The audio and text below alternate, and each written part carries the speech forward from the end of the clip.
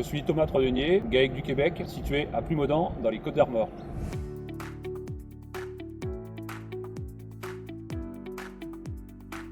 Nous sommes 2 associés, nous avons 2 salariés et un apprenti. Nous sommes en production laitière bio depuis 2016. Nous cultivons une superficie de 135 hectares où nous cultivons de l'herbe et des céréales destinées essentiellement à l'alimentation des animaux.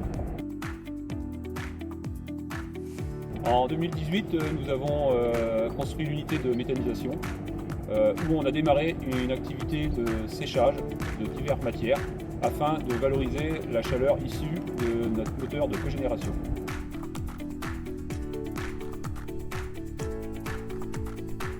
Au vu des quantités séchées en augmentation, nous avons investi dans 2 autres cases de séchage supplémentaires, identiques aux 2 premières, caniveau grille, où là nous avons comme source de chaleur la récupération de la chaleur de soit un toit solaire, toit photovoltaïque, et en appoint nous avons une chaudière biomasse.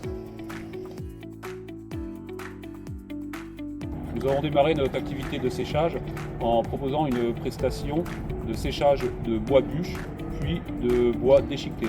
Et nous avons été rapidement sollicités pour du séchage de divers céréales. Aujourd'hui, nous séchons environ 100 000 tonnes de divers produits, allant aussi bien de céréales d'été, de blé noir, de maïs.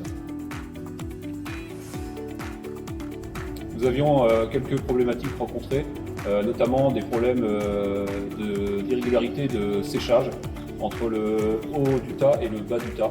Pour cela, on a investi dans des vis mélangeuses afin de rendre le séchage beaucoup plus homogène, ce qui nous a permis d'augmenter nos volumes séchés de manière à pouvoir mieux s'organiser avec nos clients afin de planifier des apports de matière à sécher. Pour alimenter la chaudière, on aura besoin d'environ 90 mètres cubes de bois par semaine. 90 mètres cubes, ça représente environ 25 tonnes de bois pour sécher entre 5 et 600 tonnes de maïs. Alors tous les jours, on va recevoir autour d'une bonne centaine de tonnes de maïs. Chaque remorque va être analysée pour savoir le taux d'humidité. Donc voilà, on va venir prendre des échantillons où là on va venir verser dans l'appareil qui s'appelle un humidimètre qui va nous analyser l'humidité du maïs à la tonne. Une fois les 150 tonnes de maïs rentrées, donc on va mettre en séchage. Il faudra compter entre 3 et 4 jours selon l'humidité, en sachant que pour cette année, on a eu une humidité moyenne autour de 31%. Grâce à cet appareil, l'humidimètre, on va venir également suivre l'évolution du séchage du maïs qui est dans la case de séchage. Donc on va venir prélever plusieurs fois par jour des échantillons pour se rapprocher de 15,5. Donc là on va considérer que le maïs est sec et prêt à repartir. Alors, le maïs arrive et est déversé sur des plateformes extérieures et mis en attente entre 3 et 4 jours.